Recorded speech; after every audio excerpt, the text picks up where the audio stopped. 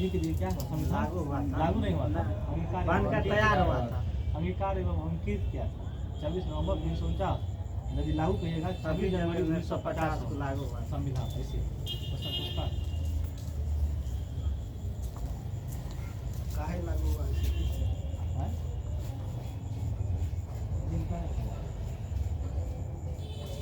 क्या है लागू हुआ, जवाब दीजिए उनका। 50 में बना, 50 में काहे लागू हुआ? 50 में लागू कर सकता है। गणतंत्र उसी दिन हुआ इसलिए।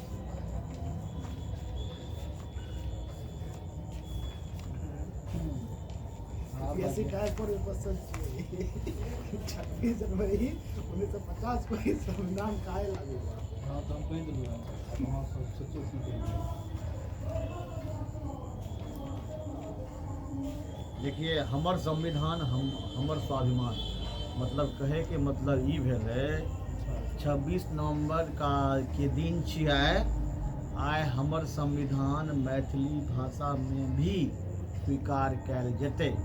मैथिली भाषा में ही संविधान के निर्माण या पुनः रचना हेतै, मतलब ओकर जे रचना जे हिंदी भाषा में छै वो मैथिली भाषा में भी हेतै। ताहि दुआरे हमरा सब मिथिलावासी के इस सब चीज के लिए गर्व होना चाहिए, गौरवान्वित होना चाहिए। तो हम सब की कहबै, हमर संविधान हमर स्वाभिमान।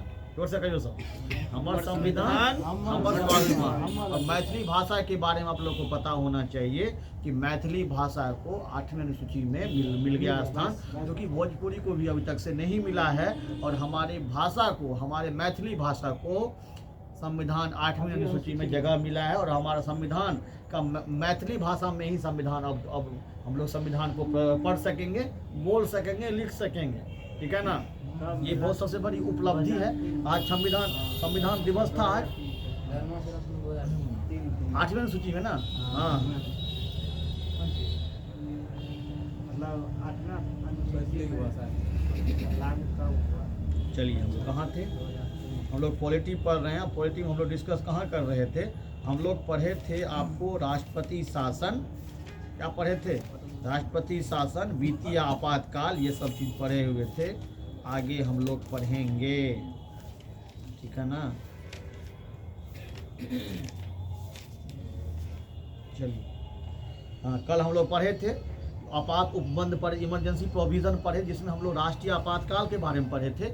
अनुच्छेद 352, राष्ट्रपति शासन 360, वित्तीय आपातकाल राष्ट्रपति शासन 356 और वित्तीय आपातकाल 360। वित्तीय आपातकाल अभी तक एक बार नहीं लगा है। लेकिन आपको जो आपात 352 जो क्या बार लगा है, 3 बार। कब 1962 में, 71 में और 75 में। 62 में, 71 में और 75 में लगा है 352। ठीक है ना, 62, 71, 75। चलिए बोलिए, पहली बार राष्ट्रपति शासन कहाँ लागू किया गया, बोलिए। केरल में कब, जुलाई 1959 में, जुलाई 1959 में लागू किया गया। बोलिए, अब पढ़ते हम लोग अमेंडमेंट ऑफ द कॉन्स्टिट्यूशन, संविधान संशोधन। भारतीय संविधान नम्यता एवं कठोरता का समन्वय है, मतलब ये नम्य भी है और कठोर भी है, लचीला है हम लोग का। ठीक है ना, ज़्यादा स्ट्रिक्ट नहीं है। ठीक है ना, इसमें संशोधन की प्रक्रिया ना तो अत्यंत लचीली है ना ही अत्यंत कठोर है, मतलब ना तो अत्यंत लचीली है ना ये कठोर है। भारतीय संविधान के भाग 20 के अंतर्गत अनुच्छेद 368 में संविधान संशोधन की शक्ति और प्रक्रिया को उपबंध किया गया है।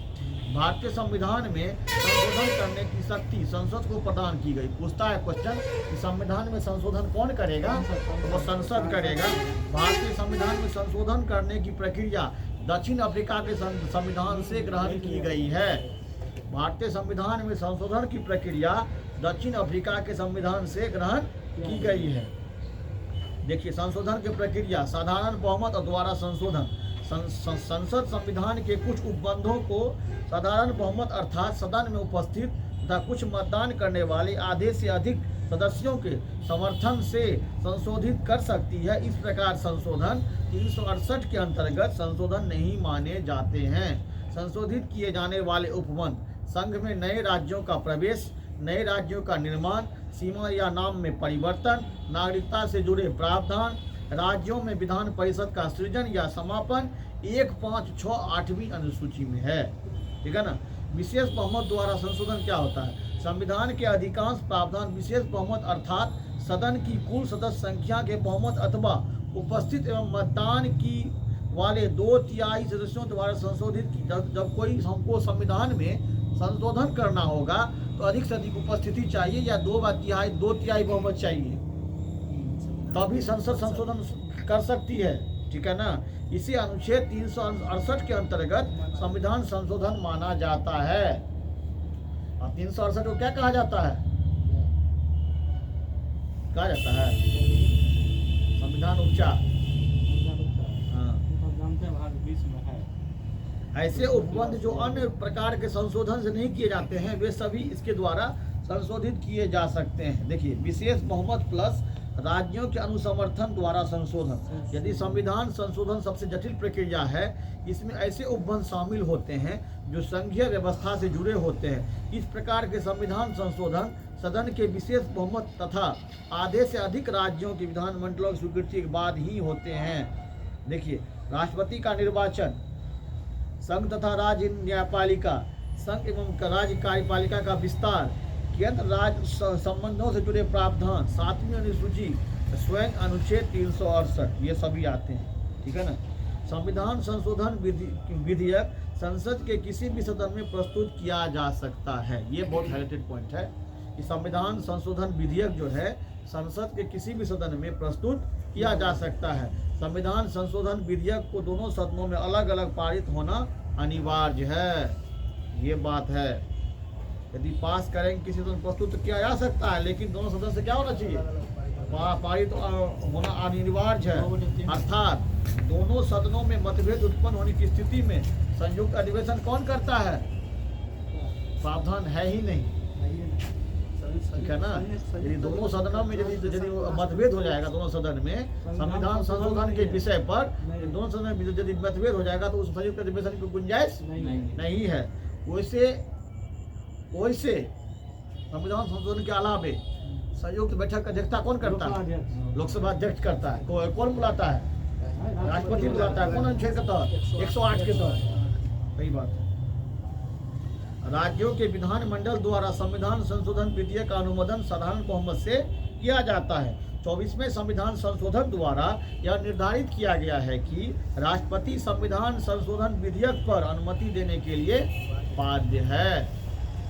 मतलब संविधान संशोधन के लिए आपको अत्यधिक उपस्थिति तो चाहिए, साथ ही साथ 2/3 बहुमत चाहिए, और उसके बाद संसद के दोनों सदनों में अनिवार्य रूप से पारित होना अनिवार्य है। लिखित इसमें जरूरी है।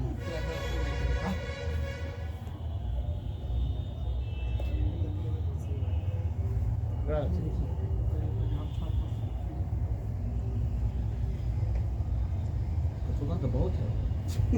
हेलो,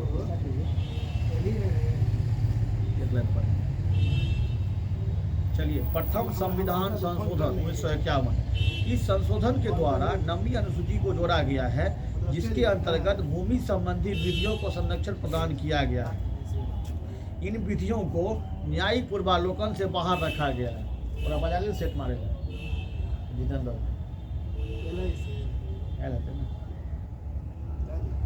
इन संशोधन के द्वारा 9वीं अनुसूची को जोड़ा गया, जिसके अंतर्गत भूमि संबंधी विधियों का संरक्षण प्राप्त किया गया है। इन विधियों को न्यायिक पूर्वालोकन से बाहर रखा गया है। 24वां संविधान संशोधन 1971 अनुच्छेद 368 में यह स्पष्ट किया गया है कि इसके अंतर्गत संविधान संशोधन की प्रक्रिया और शक्ति दोनों शामिल है।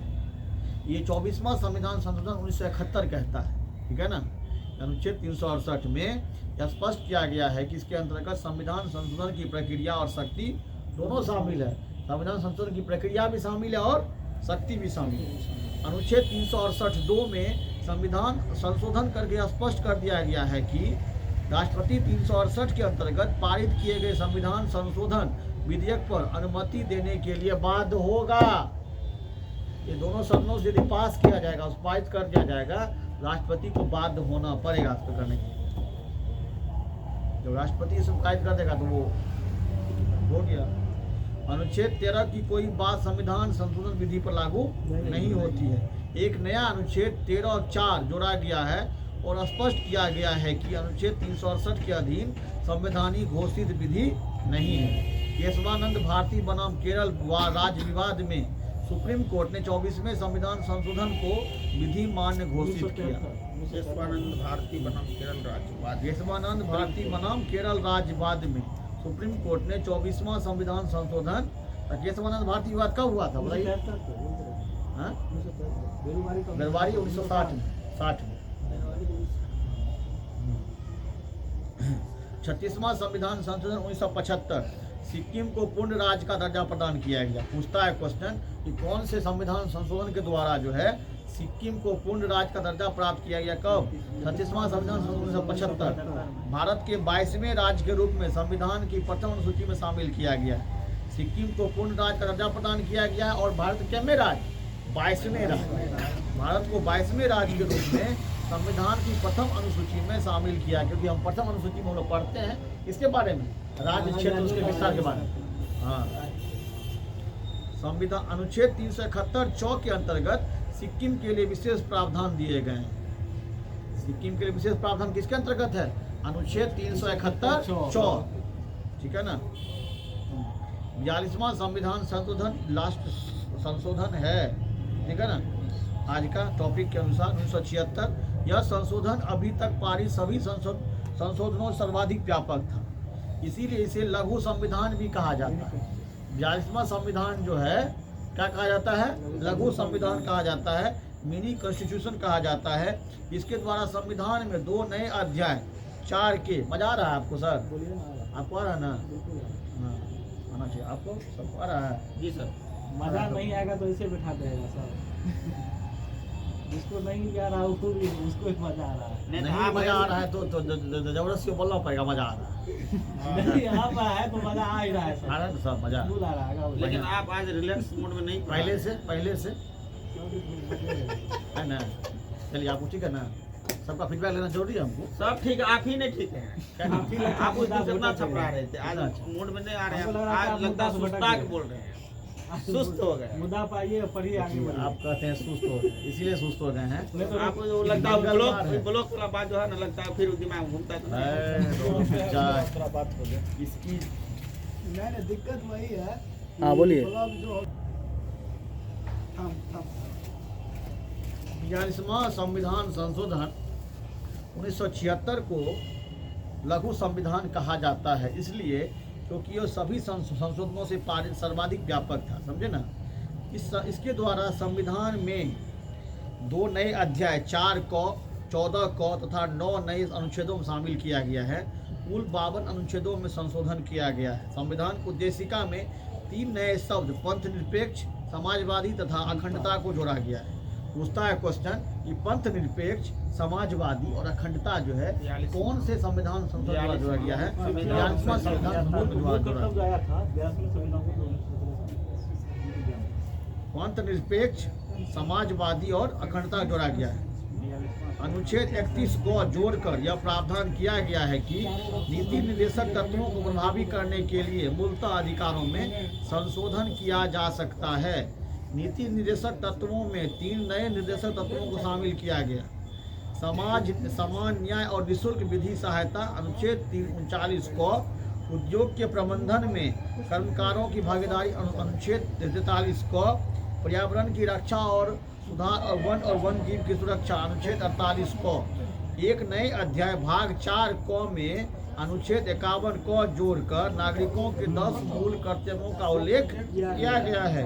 अनुच्छेद 74 में यह व्यवस्था की गई कि राष्ट्रपति मंत्रिपरिषद की सलाह मानने के लिए बाध्य होगा। अनुच्छेद 368 में 2 नए खंड 4 और 5 शामिल किए गए हैं। खंड 4 के अनुसार संसद द्वारा किए गए संविधान संशोधनों को न्यायालय में चुनौती नहीं दी जा सकेगी। ये इंपॉर्टेंट पॉइंट बनता है।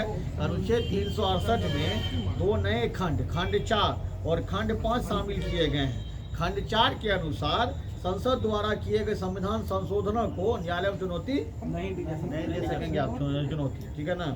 वन संपदा, शिक्षा, जनसंख्या नियंत्रण, परिवार नियोजन, ये सब किसमें है? बताइए। नहीं किसमें, कौन सूची में है? अच्छा संपत्ति सूची में इसमें केंद्र और राज्य पक्षियों की सुरक्षा, बांट माप आदि विषयों को संपत्ति सूची के अंतर्गत कर दिया गया, ठीक है ना। इसके द्वारा संविधान को न्यायिक परिषद से मुक्त किया गया। तो विधानसभा और लोकसभा का कार्यकाल 5 वर्ष से बढ़ाकर 6 वर्ष कर दिया गया था और पुनः 44वां संविधान जो आया था फिर पुनः 5 वर्ष कर दिया गया, ठीक है ना। संविधान में 5 से 6 साल कर दिया लोकसभा और अरे पहले विधानसभा लोकसभा का 42वां संविधान संशोधन में 6 वर्ष कर दिया था, फिर 44वां संविधान संशोधन 1978 में फिर 6 वर्ष घटा के देखिए, 5 वर्ष कर दिया। अनुच्छेद 356 के अंतर्गत आपात उद्घोषणा की अवधि 6 माह से बढ़ाकर 1 वर्ष कर दी गई। संविधान में एक नया भाग 14 को न्यायाधिकरण जोड़ा गया है, ठीक है ना।